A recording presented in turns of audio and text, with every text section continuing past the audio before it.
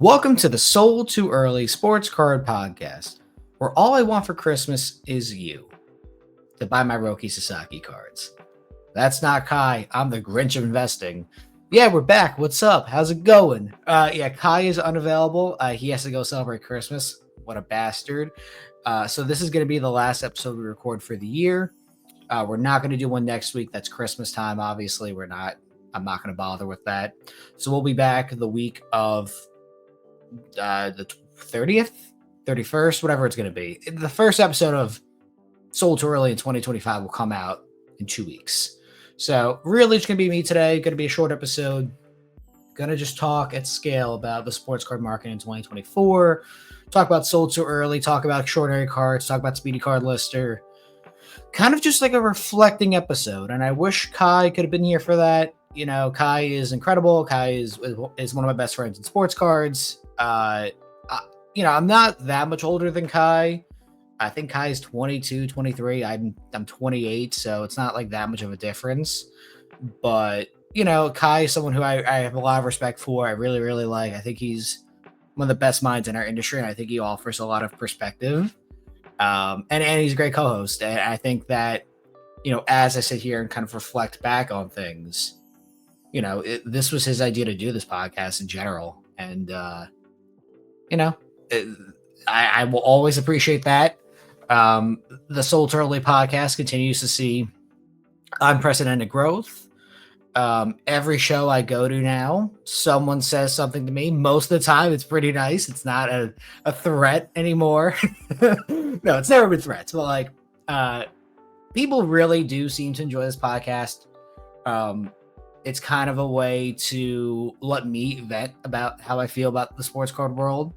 It's a way to create something that is true and real, and not always glazing of the industry and giving a reach around to Michael Rubin or whatever, or content creators or influencers or whatever. It's something that is fun, is generally lighthearted, offers real advice, and has allowed new opportunities for me.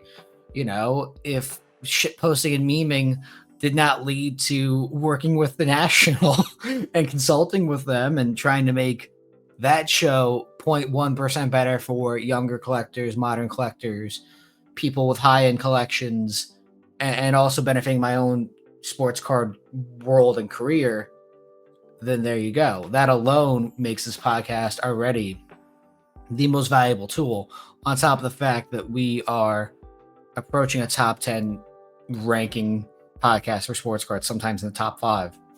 It's incredible. I don't think we deserve that kind of acknowledgement, but it's happening, and it's just a great thing to see. I love what we do. This is something that I think podcasting is a great resource.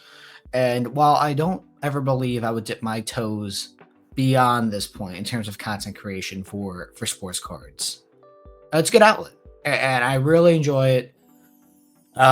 We've been able to have great guests on. We'll get back to that at some point. It's been so busy, and that's my fault. I had to be the asshole to go and move, which I'll be hopefully doing next time you see me.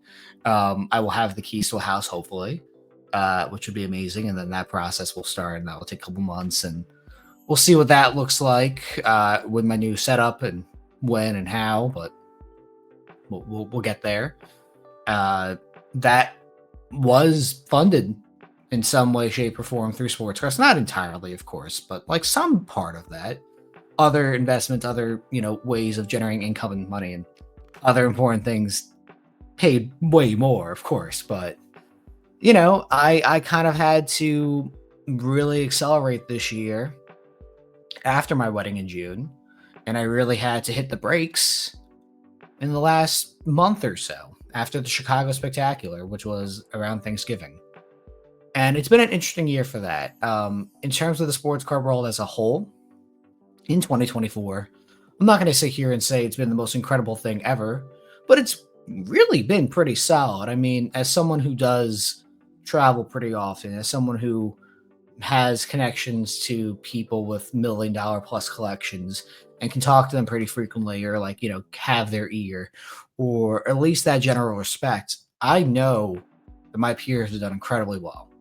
And while I could not fully take advantage of that in 2024, either prepping for a wedding, being away for my honeymoon, prepping for a house, buying a house, other factors that are way more important than pictures of men on cardboard, I still did well this year.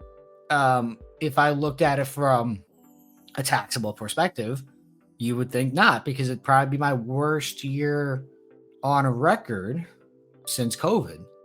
But based on how much time I was able to put into this, from say July roughly to October, November, yeah, it was a 5-month sprint, and I've been bored ever since because I've not been able to buy as much, spend as much. I've been much more cognizant of money because houses are expensive and I need the house. It's more important to me. And I expect 2025 to be kind of the similar thing, because I'm not going to be putting nearly as much financial stake into things until probably May. Because guess what? Once you move into a house, you still got shit to do. I got to go renovate a kitchen. You got to go fix a couple of things. You got to go spend more money there. It's way more important for me to have a working kitchen than a Michael Jordan Fleer PSA 9, which might be about the same goddamn cost to renovate. Holy shit. You start bringing some perspective behind it. But yeah, I love it. I really, I don't take sports cards super duper seriously, which I think is an appealing point when we're not negotiating a deal. When we're negotiating something, I'll stare you in the face, I'll look at you maybe, and I'll figure out a number that makes sense, like give you the respect you deserve. But otherwise, dude, yeah, I love making fun of this industry. I think that we take it way too seriously. And I legitimately cannot tell most of you apart. You all kind of look and sound the same. Your names probably start with card collector, bunch of numbers, or you're buying heavy, let me cash you out, bro, type things, which I should probably go build a soundboard and take to a show and see what that does, because I guarantee you I could have the same success. It's just financially based. And my financial base is not there right now. Give me some time and it will, but it's fine. Sold early allows me to say shit like that. Extraordinary Cards obviously had a up and down year because I spent 6 months not working with it this year. What I think about the future of cards in general from a business perspective is generally pretty positive. Now, once again, what did I just say? Sports card perspective from a business, from a hobby perspective, it's over. And I think that's something that a lot of people who are a little bit older will have to come to grips with. And I'm not telling you that's okay. I don't think it's okay. But I now have almost a decade of experience in the sports card world, primarily from a business. Like, I got into sports cards at 17, 18 years old from playing Madden Ultimate Team, saying, this shit is dumb. Why am I spending money on virtual trading cards? Only buy the real ones. It's always kind of been a perspective of a business. There's no fun childhood memories of me going to a hobby shop and buying $1 boxes of, cards. Or doesn't make any sense. $2 packs of 2000 Upper Deck baseball. That unfortunately is just not a thing that exists with me. And I can't even pretend to relate to it. I understand it. I don't relate. And that'll be different for my future kids. I will let them have that experience if they want to. But as someone who's only seen this as a perspective of a business for 10 years now, that's how it's going to go. You have to follow the money. And that's not a good thing per se, but I can very much understand it. I fully know and get the second if the money ever dried up, your favorite content creators and influencers would be jumping to the next thing, whether it's NFTs again, or vaping for kids, or Zins, or old school RuneScape. If old school RuneScape ever became the greatest thing on the earth, I guarantee you'd have 5,000 different content creators running to their computers who were in sports cards, being like, yo, bros, go buy this instead. Let me teach you how to flip these. Sorry, I'm playing RuneScape again. You can't ever quit. just take breaks. So my bad.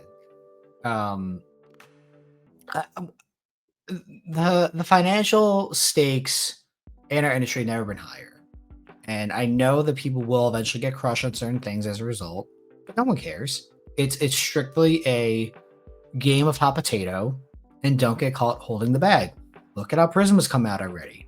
So many different Prism parallels and players are shuffling through the same means and ending up in collections where they're going to either appreciate in value, which will happen at some point in time, or crash and burn, like most of the players will.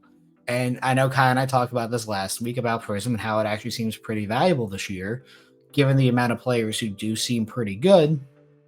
But that's when you start to laugh and kind of roll your eyes. You know, I was bidding on a Trevor Lawrence Red Shimmer Prism Rookie Auto, PSA 9, number 35, and ended at 565 yesterday at time of recording. I'll tell you right now, I'll pull it up on my eBay account because this was something that I saw an opportunity for. You know, Trevor Lawrence is a former number one overall pick. He was hurt. And whatever else. Yeah, this ended at 585 December 17th. I bid 575. I don't even know what a Caleb Williams FOTL auto would go for, obviously, because he's not a Panini athlete, but I believe JJ is. So, I mean, I can double check and quickly see if there's anything for JJ McCarthy. But once again, this is the same conversation we seem to continuously have. If you wait long enough, you can get some decent value. Now, I'm not sitting here telling you that, you know, Trevor Lawrence is the most incredible player ever. You know, he's been hurt and he's been asked this year. But, hang on. Let's see if I can find a McCarthy auto. Let me just quickly pull this up so we can see for conversation's sake. And remember, obviously, you know, JJ McCarthy's not played at all this year. So it's hard to tell. Select XRC 675, 249, 702 for a non-numbered. Actually, I'm sorry, that's 1099. XRC to 25, $1,600. Mosaic 1 of 1, $4,700. I don't know if he. Okay, I guess there is not a FOTL auto that is sold of him. Penix should, though, because he was just named the starter. I mean, this is also not a fair example either, because Penix obviously just got named the starter, and people are going to jump on that as a result. Gold to 10 at 7K, all right, or 5K. I'm sorry. Okay, not any good examples here. Maybe in 2 weeks I can sit back here and talk about that. But I can obviously show the Trevor Lawrence I was bidding on. I put him on my phone. That was 625 for the 25. And then yesterday night, the one I was bidding on doing 585. You can wait to buy players. That is, you know, 3 years ago that product came out. And who's to say that card would have been 2K, 3K, 4K at release? And I may even be able to check that. I just thought about that out loud. And I see the highest sales on a Red Shimmer. Holy fuck. All right, well, we're going to pull this back up real quick. Highest sale ever. This is a PSA 10. But go figure, that's what you get. It was $7,200. $5,100. FOTL raw, $2,900. It's now it's $585 as of yesterday. Like, you can truly just wait it out. Here's a PSA 9, $2,400, June 14th, 2023. So what is that? 16 months later, 18 months later, give or take. Yeah, and it's down $1,500. It's down over 70%. It's down almost 70%. I'm sorry. Like, you can wait things out. You don't have to be the first one there. There's opportunity to buy these guys. Even someone who is good. CJ Stroud, pretty good quarterback, pretty young, had a, okay season 2. Had a little sophomore slump. You imagine he'll be pretty trendy going into the national, obviously. His prices are down anyway. It doesn't fucking matter. There's a lot of FOMO that happens But if you're patient, you can just wait and you will eventually end up winning. Now, I wish I bid a little bit more on the T Law. I can't say if $600 would have won it or 650 or $700, whatever else. But I do know that no matter what, my risk was a couple $100 here. What do I think this could drop to? If it did 585 yesterday, maybe $400. We're still in the season. I could still go and buy more and prep for the national like that. And what's the ceiling? We just saw the ceiling was $2,400. You know what I mean? That's just one example. People will wake up to it eventually, and those who can have fair and impartial conversations don't exist in our industry because we're all trying to feed you misinformation or have some kind of exterior motive for telling you no, the hobby's alive, bro. What happened to those people, by the way? I have not heard a single person go, the hobby's alive. What happened? Like, I don't know. Once you start to tune out people that like you just do not give a fuck for, you get happier. Like, there's a good amount of accounts I follow that I'm friends with that I just, I'm very comfortable seeing every 6 to 8 weeks. And even then, that's more than enough for me. If I don't have to deal with them or talk to them, I'm okay with that. It doesn't mean that much to me to be a fake friend. The people who I like definitely know I like them. The people I don't, I probably don't follow you and I really don't care for what you do. And there's not many people I genuinely dislike in sports cards. A lot of them I have no opinion of because I do not let them have space in my mind. It's not worth even giving that percentage of brain power to this person or that person.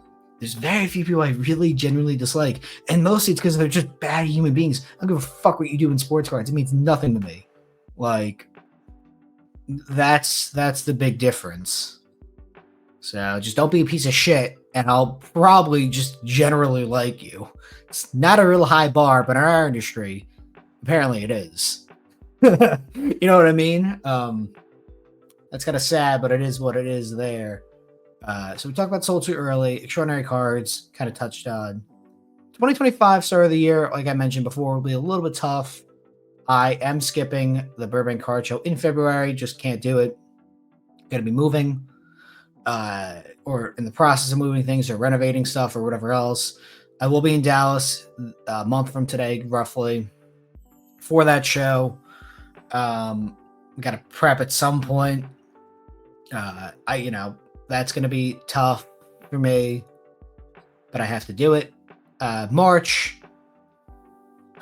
I don't know about March Dallas, and then after that point is May, which I fully will be for, and that'll begin kind of my go season for me because once again, buying a house is more important, and putting money into that is more valuable than Trevor Lawrence Red Shimmer first off the line autos or any other plays I want to make in the end of season / off season football cards where, you get the lemmings to come around and they start buying more of your cards because this shit is so easy to predict. It's just been a financial thing the last year or so or other priorities that have limited my ability to do so.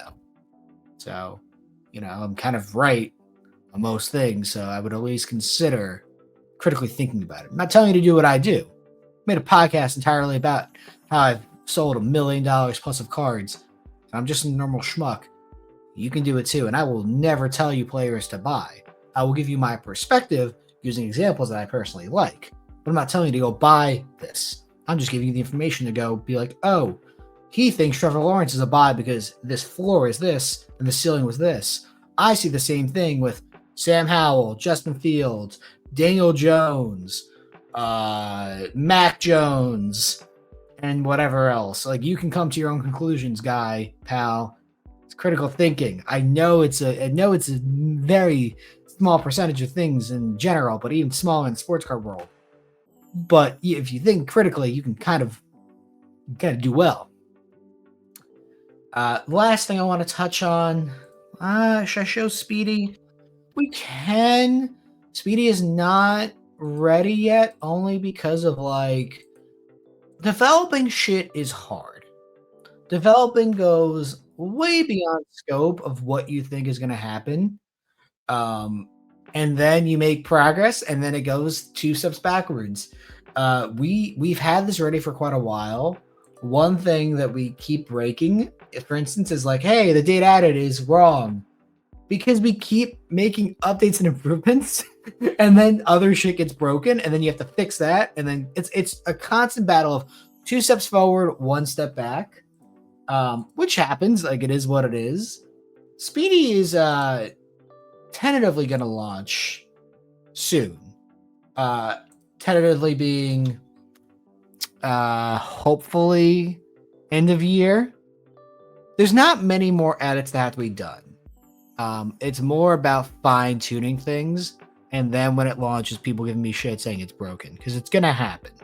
I fully know and expect that unfortunately there's gonna be errors when things launch, but I want to mitigate that as much as possible because we have something good here, but it just needs a little more refining, a little more updating, a little more cleaning up. But it's going to be a quality product. And you know what? I'm going to undercut the market as much as possible in terms of price. And I'm going to make sure that I give the sports card world something they deserve. I actually don't even know if this is going to work right now because we're fixing shit. Like these purple bars are supposed to have a number. Like this is supposed to be a little more cleaned up. It's obviously in beta, so forgive me. But I need to actually see if those cards scanned in. And they did. But hey, our dates are not working right now. Oh, but they're at the top. You know what? That one looks pretty good. It's a pretty good title.